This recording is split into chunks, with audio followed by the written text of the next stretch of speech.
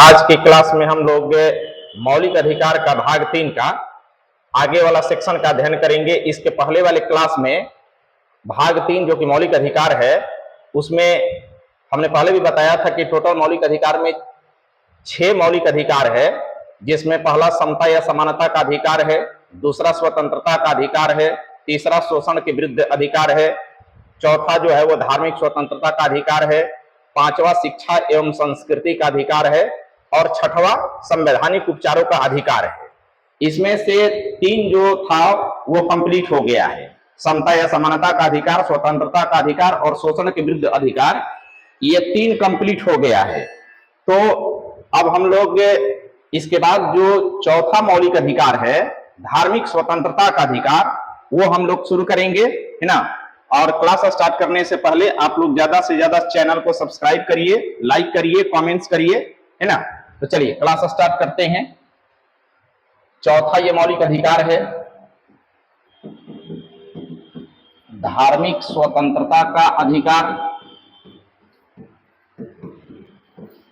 ये कहां से कहां तक है? तो ये अनुच्छेद 25 से लेकर के 28 तक है। एक चीज ये स्टार्ट करने से पहले एक मैं मामला आपको बता देना चाहता हूं। जब मैं स्वतंत्रता का अधिकार पढ़ा रहा था, जो कि अनुच्छेद 19 से लेकर के 22 तक है, तो उसमें एक आर्टिकल उसमें छूट गया था, मिस हो गया था। अनुच्छेद 21 हमने आपको पढ़ाया था। अनुच्छेद 21 से जो कि प्राण एवं दैहिक स्वतंत्रता था, जीवन की स्वतंत्रता, ये हमने पढ़ाया था।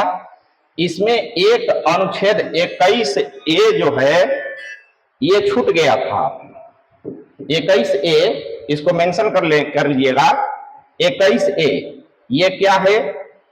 21A क्या है? तो 6 से 14 वर्ष तक के बालकों को, बालक को बच्चा भी कहा जाता है, बच्चों को 6 से 14 वर्ष तक के बच्चों को निःशुल्क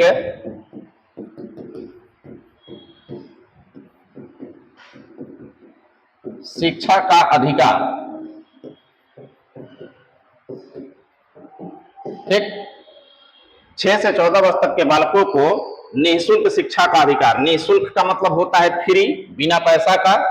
और एक चीज आप ध्यान रखिएगा, जब मैं मौलिक अधिकार शुरू किया था तो हमने आपको बताया था कि मौलिक अधिकार क्या है।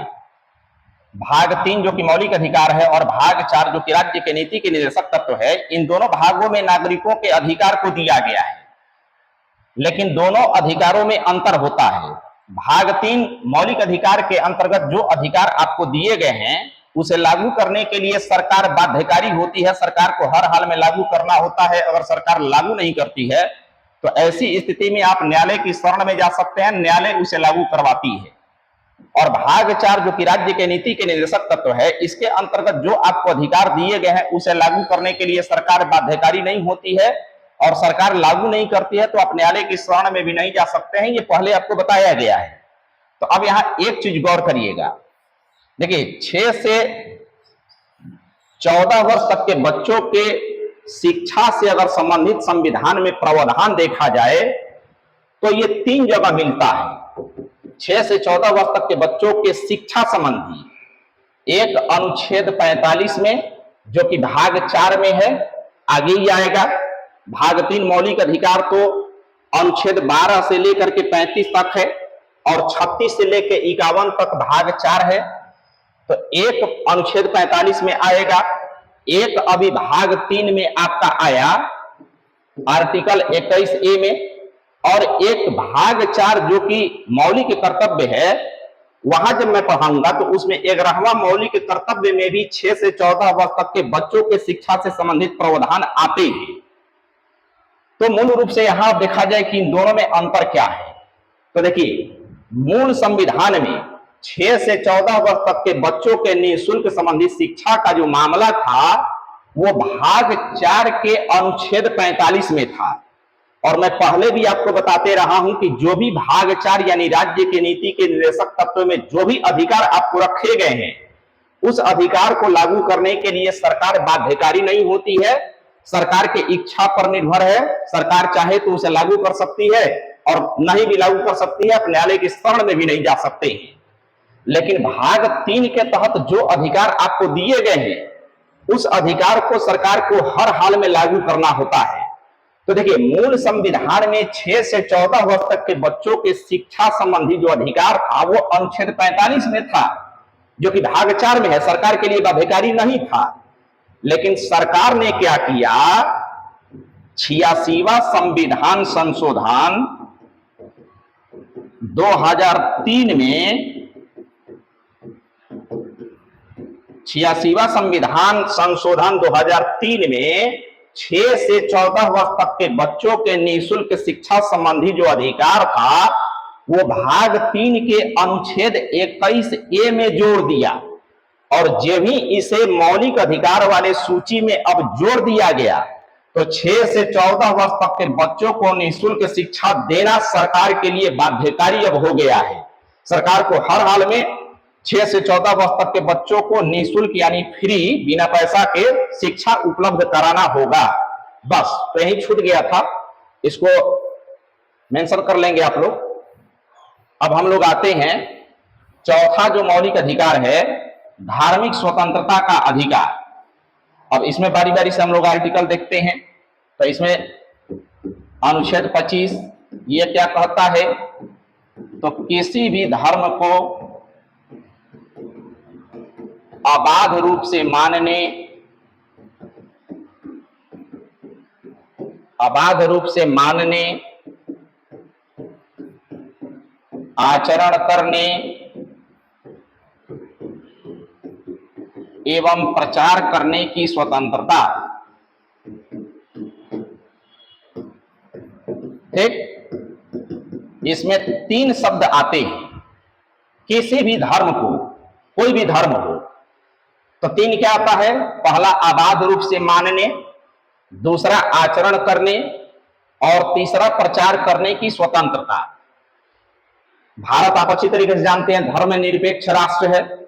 इसमें हर एक धर्म को बराबर रूप से स्वतंत्रता प्रदान की गई है।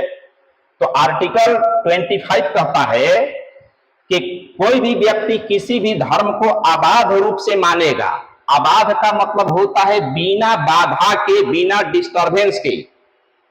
न तो कोई व्यक्ति किसी को बाधित करेगा, न सरकार करेगा। जिसको जो धर्म मानना है वो मानने के लिए स्वतंत्र है। अनुच्छेद 25 यही प्रावधान करता है।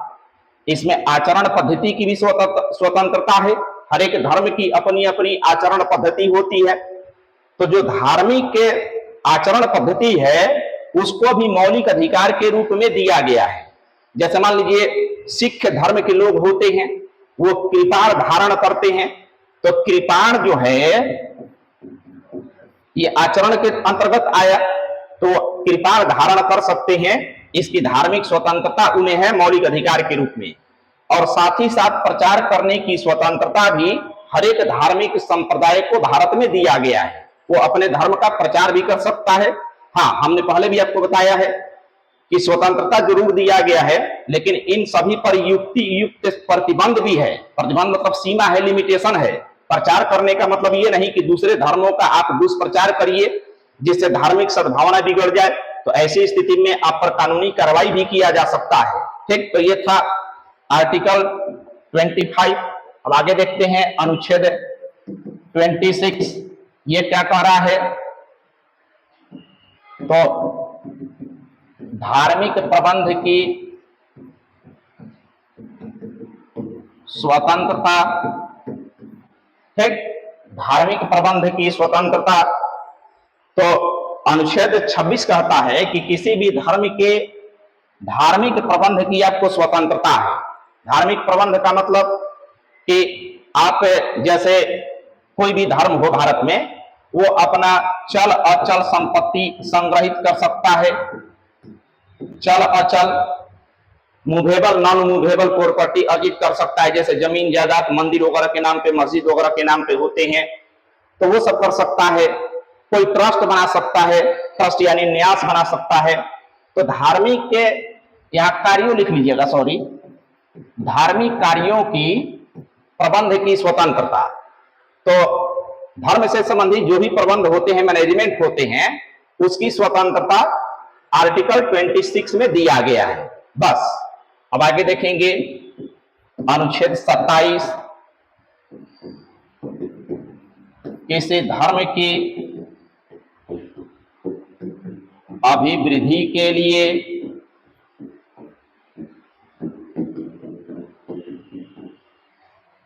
कर का संदाय, संदाय मतलब इकट्ठा,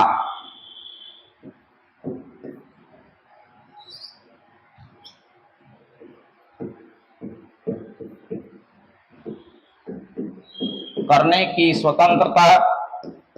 ठीक, इस अनुच्छेद को ध्यान से आप समझिएगा, काफी महत्वपूर्ण ये अनुच्छेद है, अनुच्छेद 27।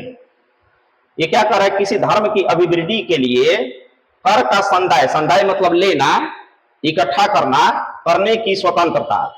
ध्यान रखेंगे ये अनुच्छेद 27 भारत को ओरिजिनली धर्मनिरपेक्ष राष्ट्र बनाता है। इसका अर्थ क्या क्या है? तो पहला नंबर, किसी धर्म के अभिवृद्धि के लिए, अभिवृद्धि मतलब उसके बढ़ावा के लिए सरकार कर यानी टैक्स नहीं ले सकती है। पहला नंबर समझेंगे, किसी धर्म के अभिवृद्धि यानी विकास के लिए ऐसा नहीं कि सरकार, मान लीजिए जैसे वो कहना नहीं चाहिए, उदाहरण के रूप में मैं आपको बता रहा हूं, मान लीजिए हिंदू धर्म के लिए सरकार व्यक्ति पर टैक्स लगा दे कि भाई हिंदू धर्म के उत्थान के लिए, विकास के लिए आपको इतना % सामानों पर टैक्स देना होगा। तो ये सरकार नहीं कर सकती है। किसी धर्म के विकास के लिए, बढ़ावा के लिए व्यक्तियों पर कर यानी टैक्स नहीं लगाया जा सकता है। यानी आर्टिकल 27 जो है भारत को ओरिजिनली धर्मनिरपेक्ष राष्ट्र बनाती है। ठीक, हाँ, इसमें एक चीज ध्यान रखेंगे, कर शब्द का इस्तेमाल किया गया है, टैक्स का, शुल्क का नहीं किया गया है। शुल्क यानी फी का इसमें प्रावधान नहीं किया गया है।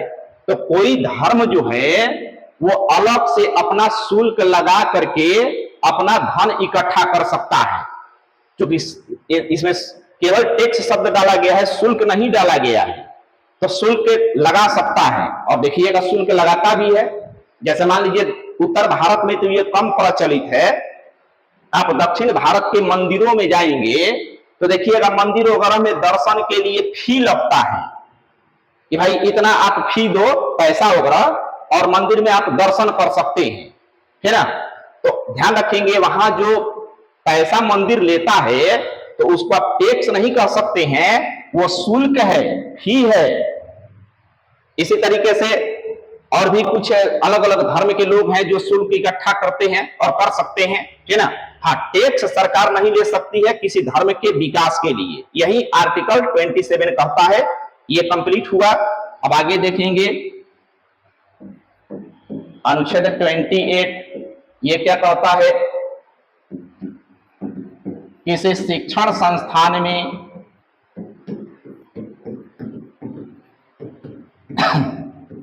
किसी शिक्षण संस्थानों में धार्मिक शिक्षा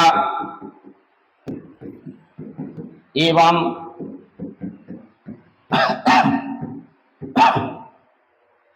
उपासना की स्वतंत्रता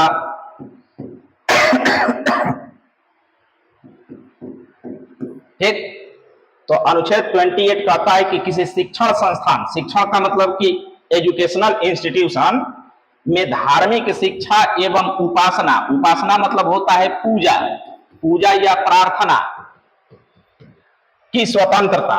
ठीक, इसमें भी ध्यान रखेंगे क्या क्या ये आर्टिकल आगे प्रावधान करता है। तो पहला नंबर ये कहता है अनुच्छेद कि सरकारी वित्त पोषित यानी सरकार के पैसा से चलने वाला जो सरकारी शिक्षण संस्थान होगा, जो सरकारी शिक्षण संस्थान होगा उसमें धार्मिक शिक्षा नहीं दिया जा सकता है। जो भी सरकार द्वारा संचालित शिक्षण संस्थान है चाहे वो स्कूल हो, कॉलेज हो, यूनिवर्सिटी हो, उसमें धार्मिक शिक्षा नहीं दिया जा सकता है। दूसरा नंबर यह अनुच्छेद क्या कहता है, तो जो ट्रस्ट यानी न्यास ट्रस्ट द्वारा स्थापित अगर कोई मान लीजिए शैक्षणिक संस्थान है, कोई दान वगैरह से नहीं, या शैक्षणिक संस्थान स्थापित करता है, तो दान वगैरह जो ट्रस्ट के माध्यम से स्थापित जो शिक्षण संस्थान है, उसमें धार्मिक शिक्षा या उपासना की स्वतंत्रता है, उसमें धार्मिक शिक्षा दिया जा सकता है और उपासना भी कराया जा सकता है। उपासना यानी पूजा प्रार्थना। बस, तो ये था आर्टिकल 28, ये भी समाप्त हुआ। और कुल मिलाकर के जो चौथा आपका मौलिक अधिकार था, धार्मिक स्वतंत्रता का अधिकार, जो कि अनुच्छेद 25 से लेकर 28 तक था, ये समाप्त हुआ। अब पांचवा मौलिक अधिकार है शिक्षा एवं संस्कृति का अधिकार।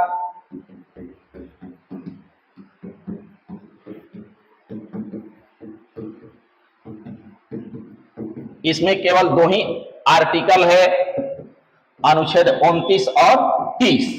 अब इसमें बारी बारी से देखते हैं कौन क्या कहता है। तो अनुच्छेद 29 इसमें क्या है, तो अल्पसंख्यक वर्गों के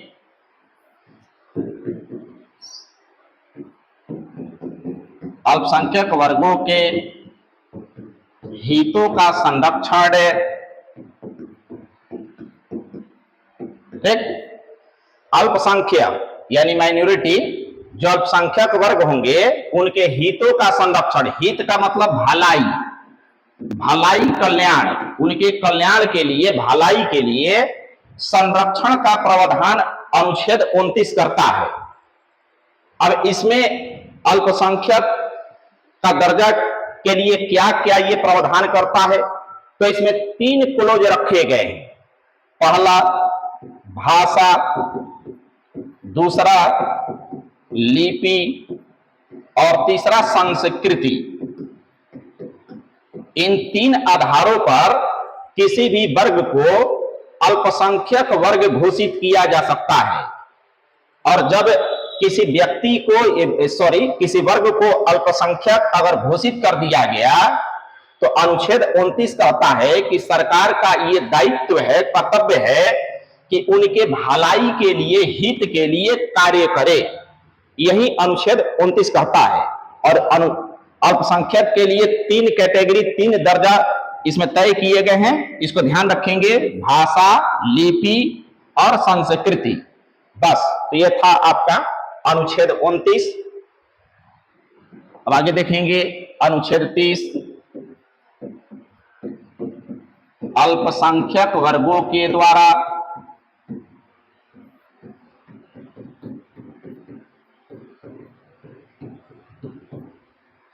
शिक्षण संस्थान की स्थापना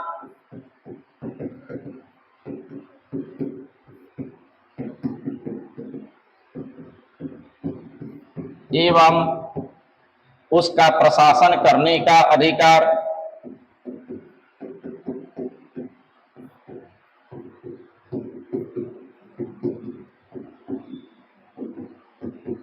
ठीक, अनुच्छेद 30, अल्पसंख्यक वर्गों के द्वारा शिक्षण संस्थानों की स्थापना एवं उसका प्रशासन करने का अधिकार। ठीक, तो जो भी अनुच्छेद 29 के तहत भारत में अल्पसंख्यक वर्ग घोषित किए गए हैं, अनुच्छेद 30 कहता है कि वो अपना अलग से शैक्षणिक संस्थान स्थापित कर सकते हैं, एजुकेशनल इंस्टीट्यूशन स्थापित कर सकते हैं। और साथ ही साथ वो शिक्षण संस्थान की स्थापना तो करेंगे ही, शिक्षण मतलब शिक्षा देने वाला, स्कूल, कॉलेज, यूनिवर्सिटी वगैरह स्थापना तो करेंगे ही, साथ ही साथ इसमें प्रशासन करने का भी उनको अधिकार दिया गया है। प्रशासन का मतलब उस कॉलेज को मतलब शैक्षणिक संस्थान को चलाने से संबंधित जो भी नियम कानून होंगे, उसी को यहां पर प्रशासन कहा गया है। तो इसमें 2 प्रकार के अल्पसंख्यक वर्गों को अधिकार दिया गया है। पहला, वो अपना अलग से शैक्षणिक संस्थान स्थापित कर सकते हैं, और दूसरा, उसको चलाने से संबंधित जो भी विधि व्यवस्था है उसका भी वो मानक वही तय कर सकते हैं। बस, तो ये था आपका शिक्षा एवं संस्कृति का अधिकार, जो कि पांचवा मौलिक अधिकार था।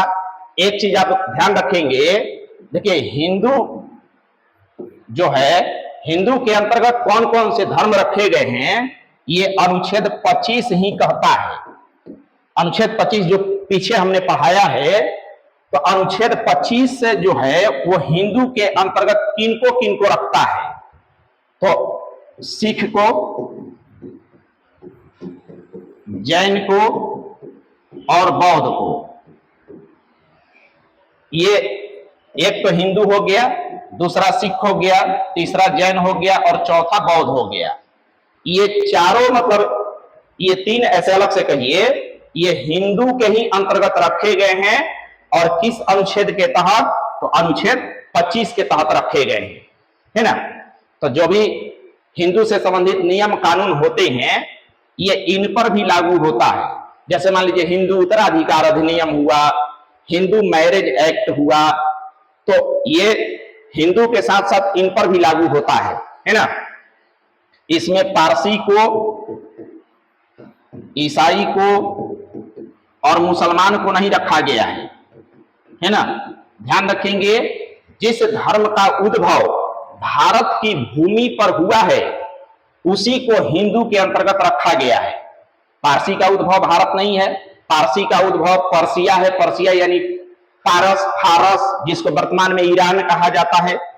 ईसाई का भी आप जानते हैं उद्भव भारत में नहीं है, मुसलमान का भी उद्भव जो है वो भारत में नहीं है। तो भारतीय धर्म में जो संस्कृति उभरी है, उसी को हिंदू धर्म के अंतर्गत आर्टिकल 25 रखा है। ठीक, तो 5 आपका मौलिक अधिकार खत्म हो गया।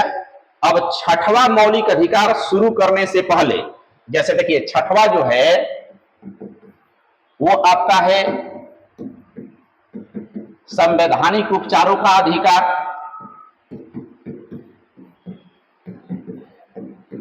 संवैधानिक उपचारों का अधिकार, और ये कहां से कहां तक है, तो अनुच्छेद 32 से लेकर के 35 तक है। और देखिएगा, जब मैं मौलिक अधिकार शुरू किया था उस समय भी हमने आपको बताया था कि इसमें आप देखिएगा अनुच्छेद 31 गायब है, अनुच्छेद 31 नहीं है।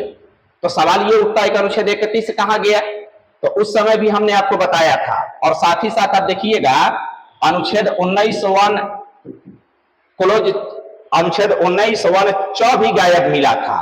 और मैं पहले भी आपको बताया हूं कि इन दोनों में संपत्ति का अधिकार था, संपत्ति का अधिकार था।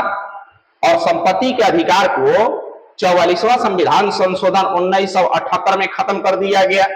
तो कुल मिलाकर के मौलिक अधिकारों की संख्या 7 से घट करके 6 हो गया। पहले मूल संविधान में मौलिक अधिकारों की संख्या 7 हुआ करती थी, है ना। तो इसमें लिख लीजिएगा, अनुच्छेद 31 जो है ये 44वां संविधान संशोधन, 44वां संविधान संशोधन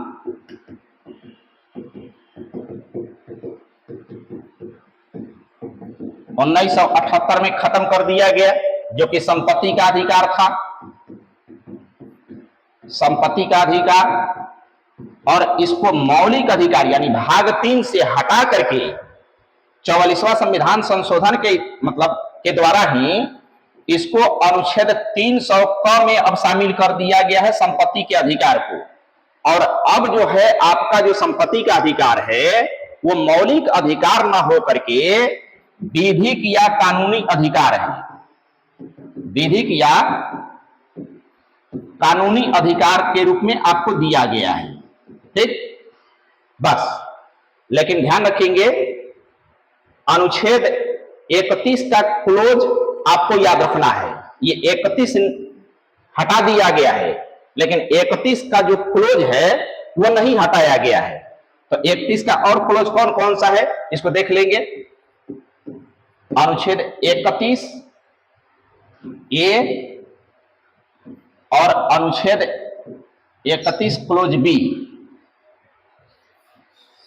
ए के जगह क भी लिखता है हिंदी में, या अनुच्छेद 31 बी, बी के जगह ख भी लिखा जाता है। ये क्या है, तो ये कुछ जो मौलिक अधिकार संपत्ति के रूप में हटाया गया, तो इसमें अनुच्छेद 31A और 31B में कहा गया है कि कुछ संपत्ति का जो है, संपत्ति का वितरण और भूमि वितरण, दो मामला जो है संपत्ति का वितरण और भूमि वितरण, इन दो मामलों को न्यायिक समीक्षा से अलग रखा गया है। अनुच्छेद 31A और 31B के तहत संपत्ति का वितरण, संपत्ति का डिस्ट्रीब्यूशन और भूमि का डिस्ट्रीब्यूशन, ये न्यायिक समीक्षा से इसको अलग रखा गया है। मतलब न्यायिक समीक्षा इसका नहीं हो सकता है। आप अच्छी तरीके से जानते हैं, देश की आजादी के बाद इन दो मामलों पर काफी देश में गहमा गहमी की स्थिति थी। एक, भूमि का समान वितरण किया जाए, दूसरा संपत्ति का भी समान रूप से वितरण किया जाए। तो मामला यह था कि ये कोर्ट में कहीं ना चल जाए, कोर्ट इसकी जांच पड़ताल ना करे कि भाई कितना किसके पास प्रॉपर्टी है, कितना जमीन जायदाद है, कैसे इसको समान रूप से वितरित किया जाए। तो इसी पर रोक लगाने के लिए ये अनुच्छेद 31A और B जोड़ा गया है और इसको न्यायिक समीक्षा यानी कोर्ट जो है इसकी समीक्षा यानी जांच पड़ताल नहीं कर सकता है। यही अनुच्छेद 31A और B रोक लगाता है। बस, तो यह था आपका 31 का मामला। अब जो कि 6वां मौलिक अधिकार है, संवैधानिक उपचारों का अधिकार, ये आपका अनुच्छेद 32 से लेकर 35 तक है। अब इसको हम लोग बारी बारी से देखते हैं। तो अनुच्छेद 32 क्या कहता है? तो इस भाग में प्रदत्त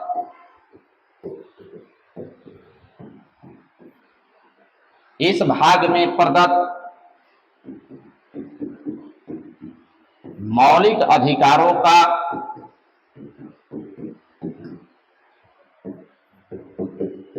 न्यायालय द्वारा प्रवर्तित या इसी को संवैधानिक उपचारों का अधिकार भी कहा जाता है। संवैधानिक उपचारों का अधिकार भी कहा जाता है। अब इसको समझेंगे ध्यान से, ये क्या है?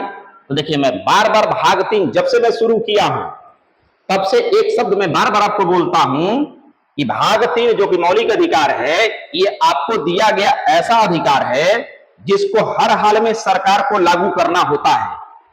और अगर सरकार लागू नहीं करती है तो आप न्यायालय की शरण में जा सकते हैं, न्यायालय उसे लागू करवाएगी।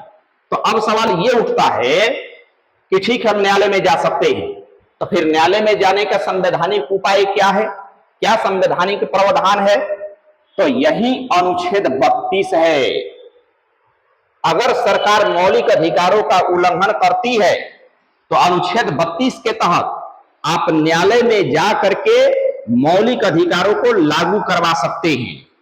ठीक, अब यहां एक चीज और अलग से आप समझिएगा। पहला नंबर नोट में यह समझिएगा कि इस अनुच्छेद को यानी अनुच्छेद 32 को संविधान के निर्माणकर्ता, इस अनुच्छेद से संबंधित नोट में मामला समझिएगा।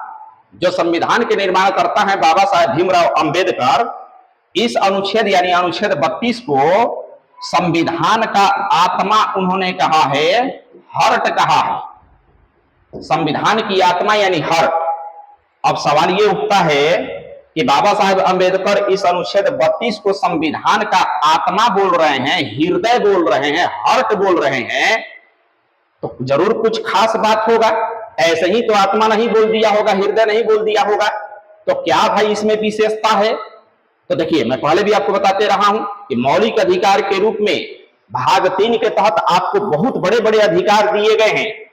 और सरकार जब मौलिक अधिकारों का हनन करती है, अतिक्रमण करती है, उसकी कमी करती है, उसको लागू नहीं करती है, तो ऐसी स्थिति में अनुच्छेद 32 के तहत ही आप न्यायालय यानी कोर्ट में जाते हैं। एक चीज और अलग से समझिएगा, मौलिक अधिकार के से संबंधित अगर सरकार का जो मामला होगा, जो अगर सरकार उसको लागू नहीं करेगी तो आप न्यायालय में कैसे जाएंगे? तो संविधान में इसके लिए दो जगह प्रावधान मिलता है, एक अनुच्छेद 32 में और एक अनुच्छेद 226 में, जो कि आगे आएगा। वहां जब आएगा तो इसकी चर्चा मैं फिर से करूंगा। तो अनुच्छेद 32 के तहत आप सर्वोच्च न्यायालय में जा सकते हैं, सर्वोच्च न्यायालय यानी सुप्रीम कोर्ट, और अनुच्छेद 226 के तहत आप उच्च न्यायालय यानी हाई कोर्ट जा सकते हैं। ठीक, लेकिन मामला मौलिक अधिकार से संबंधित होना चाहिए। अगर मौलिक अधिकारों से संबंधित कोई मामला हो, सरकार उसको लागू नहीं कर रही है, उसका हनन कर रही है, अतिक्रमण कर रही है, तो ऐसी स्थिति में आप डायरेक्ट अनुच्छेद 32 के तहत सुप्रीम कोर्ट जा सकते हैं और अनुच्छेद 226 के तहत आप हाई कोर्ट जा सकते हैं। एक चीज ध्यान रखेंगे आप, देखिए मौलिक अधिकार को कितना भारतीय संविधान में महत्व दिया गया है। भारतीय जो न्यायिक व्यवस्था जो है, जो जुडिशियरी सिस्टम है, वो पद सुखनात्मक है। यानी कहने का मतलब कोई भी जो मामले होते हैं, जो कोई भी केस मुकदमा होता है, तो वो पद सुखनात्मक यानी नीचे से ऊपर की ओर जाता है। कोई भी जो मुकदमा होता है, सबसे पहले आपका जिला न्यायालय में जाएगा, डिस्ट्रिक्ट कोर्ट में जाएगा, वहां से आगे बढ़ करके हाई कोर्ट जाएगा, फिर वहां से आगे बढ़ करके सुप्रीम कोर्ट यानी सर्वोच्च न्यायालय में जाता है। ऐसा कोई केस का आप नाम नहीं सुने होंगे कि डायरेक्ट सुप्रीम कोर्ट में वो चला गया। ऐसा कोई जमीन जायदाद मार झगड़ा का मामला नहीं सुने होंगे कि डायरेक्ट वो हाई कोर्ट में चला गया केस। नहीं, ऐसा नहीं हो सकता है। सबसे पहले कोई भी केस यानी मुकदमा होगा, जिला न्यायालय में जाएगा, जिला न्यायालय से आगे बढ़ के हाई कोर्ट जाएगा और फिर हाई कोर्ट से वो सुप्रीम कोर्ट जाएगा। लेकिन यहां देख लीजिए, फंडामेंटल राइट्स यानी मौलिक अधिकार को भारतीय संविधान में इतना महत्व दिया गया है कि अनुच्छेद 32 के तहत आप डायरेक्ट सुप्रीम कोर्ट जा सकते हैं। अगर आपको सुविधा हाई कोर्ट जाना लगता हो, उच्च न्यायालय जाना लगता हो, तो अनुच्छेद 226 के तहत आप डायरेक्ट हाई कोर्ट जा सकते हैं। आपको जहां सुविधा हो, जहां इच्छा हो, वहां आप जाइए। अनुच्छेद 32 के तहत सुप्रीम कोर्ट और अनुच्छेद 226 के तहत हाई कोर्ट। तो ये था आर्टिकल 32 ये समाप्त हुआ। अब आगे देखते हैं अनुच्छेद 33 ये क्या कहता है। तो संसद को सैन्य बलों के मौलिक अधिकारों में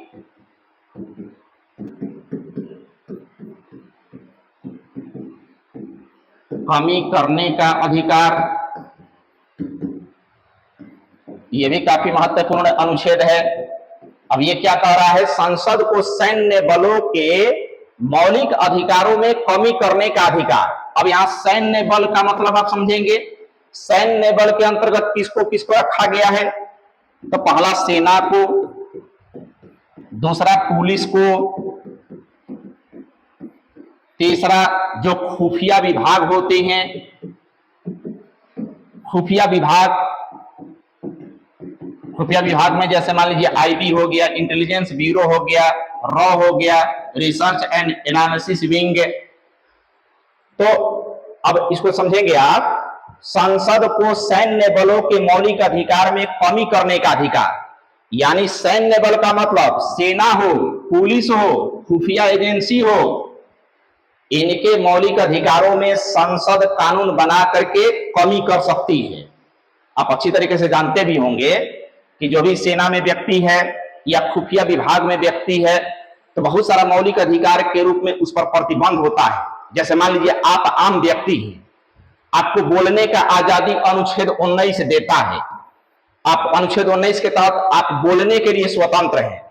लेकिन ध्यान रखेंगे, आप अगर सेना में हैं, खुफिया विभाग में हैं, तो आप सही बात होते हुए आप नहीं बोल सकते हैं, आपको गोपनीय रखना होता है उस मामले को, ठीक है। तो यही अनुच्छेद 33 कहता है। अब आगे देखेंगे अनुच्छेद 34। जब किसी क्षेत्र में सेना विधि लागू हो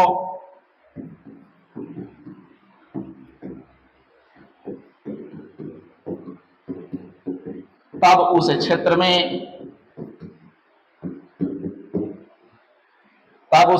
में मौलिक अधिकारों पर निर्बंधन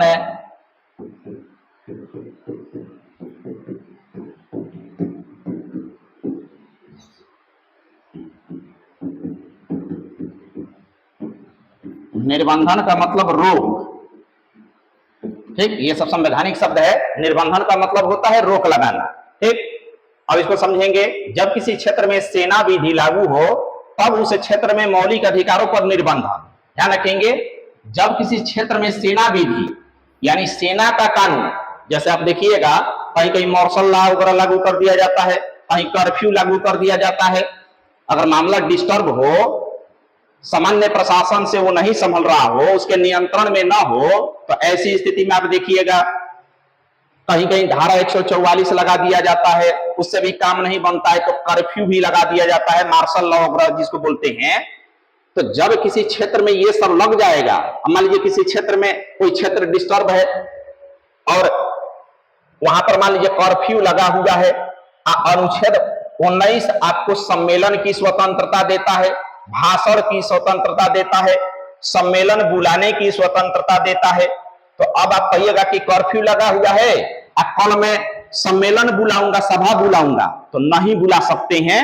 यही अनुच्छेद 34 कहता है कि जब किसी क्षेत्र में अगर सेना विधि लागू हो गया तब आपके मौलिक अधिकारों पर निर्बंधन हो जाता है, रोक लग जाता है, बस।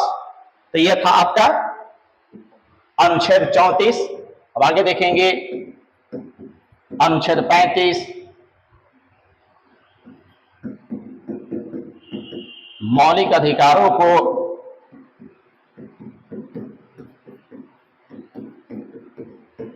लागू करने के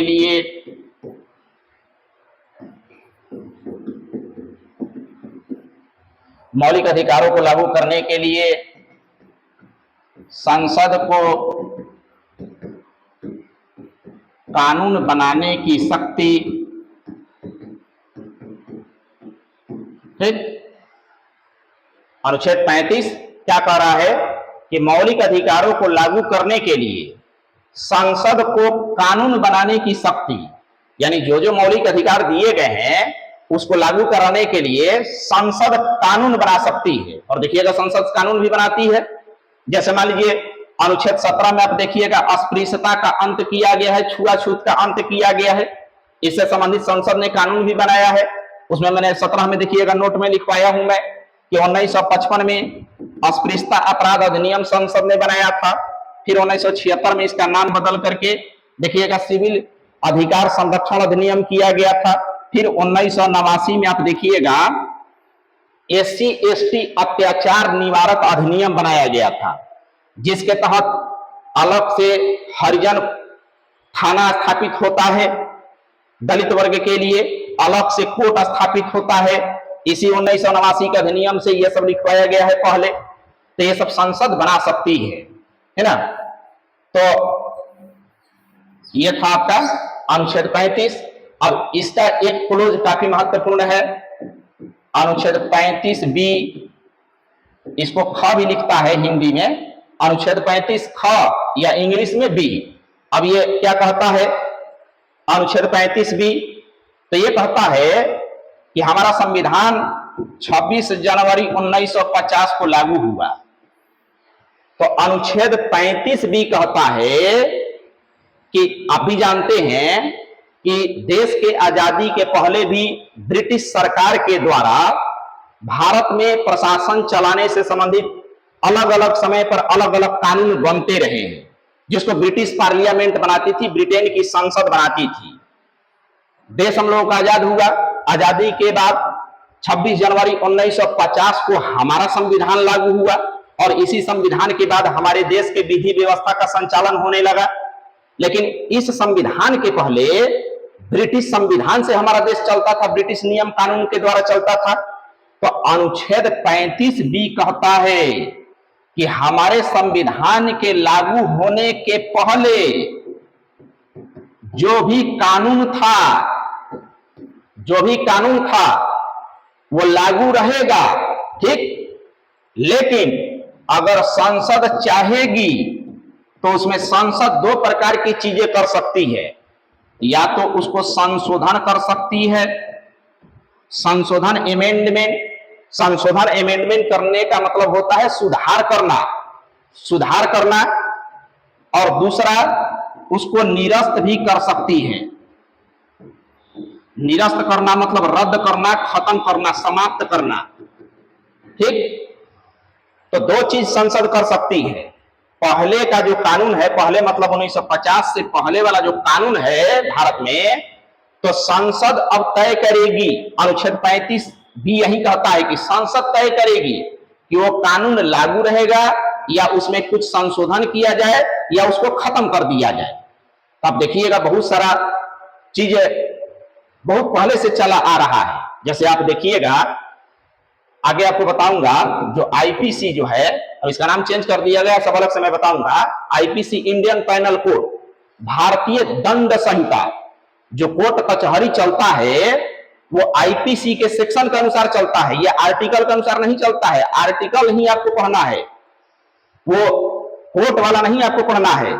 तो ये 1860 का है, 1860 में आईपीसी अंग्रेजों ने बनाया था और ये आज भी चल रहा है कोर्ट कचहरी में। ऐसा बहुत सारा कानून आज भी चल रहा है, लेकिन हाँ, उसी में समय समय पर संसद कभी कभी संशोधन भी करती है, सुधार भी करती है। बस, तो यह था आपका अनुच्छेद 35, और कुल मिलाकर के आपका जो भाग 3 मौलिक अधिकार था यह समाप्त हुआ। और मैं पहले भी आपको बताते रहा हूं कि हर एक भाग का पहले हम लोग महत्वपूर्ण आर्टिकल यानी अनुच्छेद पढ़ लेंगे, और उसके बाद उस भाग का जो डिस्क्रिप्टिव है, वर्णनात्मक है, उसका हम लोग अध्ययन करेंगे। आप देखिएगा बहुत सारा मामला जो है इसमें नहीं आ पाता है, वो डिस्क्रिप्टिव से स्पष्ट हो पाता है। तो भाग 3 का जो अनुच्छेद वाला मामला था ये आपका कंप्लीट हुआ। अब इसका वर्णनात्मक यानी डिस्क्रिप्टिव सेक्शन बच गया है, तो अगले क्लास में हम लोग इसका डिस्क्रिप्टिव का अध्ययन करेंगे। आज का आपका क्लास इतना ही, धन्यवाद।